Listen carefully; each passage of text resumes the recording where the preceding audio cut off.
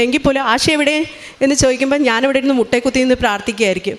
ആ വീടും ഒരു മാതാവിൻ്റെ ഒരു ഈരാറ്റുപേട്ടയിലുള്ള വീടാണ്, ഒരു ക്രിസ്ത്യൻ വീടാണ്.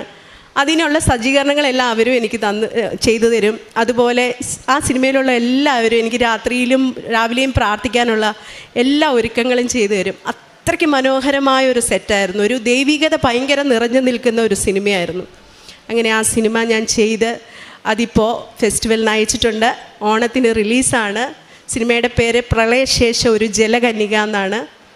ആ ഒരു സിനിമ തീർച്ചയായിട്ടും എനിക്ക് കൃപാസന മാതാവ് എൻ്റെ കയ്യിൽ തന്ന സിനിമ തന്നെയാണ്. ദൈവത്തിനും കൃപാസന മാതാവിനും ഒരുപാട് നന്ദി. അതേപോലെ സ്വർണ്ണ കന്യക എന്നൊരു പുതിയ സിനിമ ചെയ്തു, അതും മാതാവിൻ്റെ സിനിമ.